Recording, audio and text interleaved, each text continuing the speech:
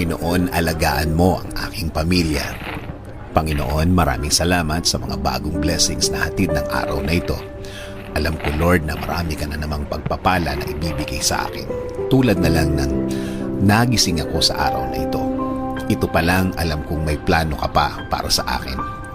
At alam ko, Lord, na lahat ng plano mo, lahat ng bagay na gusto mong gawin sa buhay ko, ikakaganda ng aking buhay. Ikaka-level up ng aking araw-araw. At alam ko din, Lord, na alam mo ang lahat na nangyayari sa aking buhay.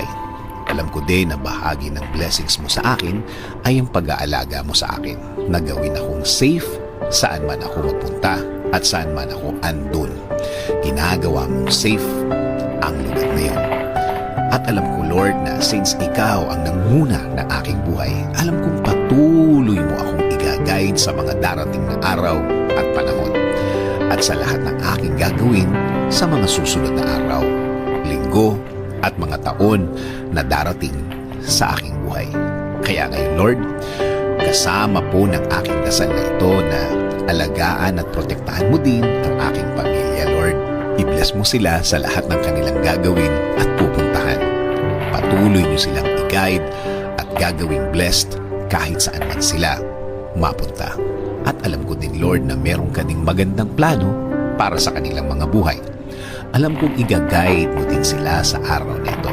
At patuloy mo silang babantayan sa lahat ng pagkakataon ng kanilang buhay. Patuloy niyo pong pasukin ang aming mga buhay. Patuloy niyo kaming bigyan ng direksyon sa lahat ng pagkakataon. Ilagay niyo po sa aming mga buhay ang mga tamang opportunity sa aming mga daan. Bigyan niyo din po kami ng guidance sa lahat ng aming gagawin sa araw na ito at sa mga susunod. Mga gagawin na nakaayon sa inyong plano, Lord, para maging pleasing sa inyo ang aming buhay. Gawin niyo rin pong ligtas ang mga biyahe na gagawin namin sa araw na ito. Ilayo niyo po kami sa mga masasamang pangyayari na pwede naming ikapahamak. Ilayo niyo rin po kami sa mga taong gumagawa at nagpaplano palagi ng masama sa kanilang mga kapwa. Huwag niyo pong hayaan na matupad ang masamang nasa isip nila. Lord, kayo na din po ang bahala sa aming bayan. Ilayo niyo ang aming bayan sa kahit na anumang sakuna. Paunlarin niyo po ang bansang Pilipinas at lagi niyo pong gawing safe ang lahat ng Pilipino sa mundo. In Jesus' name I pray. Amen.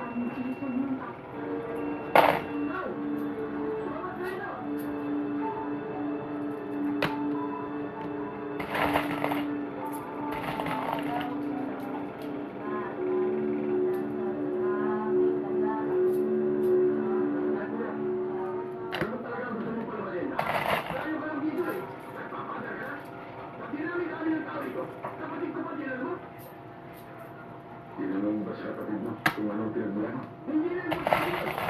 Kasama ni ka na sinagdaan. Ipot lang. Baka pwede natin pag-usapan ito ng ayos sa loob. Huwag ka makialam dito ko ha. Alam ko ang ginagawa ko. Dapat lang napalagutin ko ang tao nyo. Wala akong dapat palagutan. Tumawag lang ako. Awag ba niya? Ang mga hindi kong ginagawa yun eh. Pero siya, ay kang panalaw kung nagulos mo.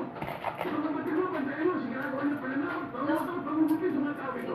Dad, umirit yung Dad. Gusto mo itong basta ito? Oo. Magaling sabihin yan. lang ng tinutuloy, Beret.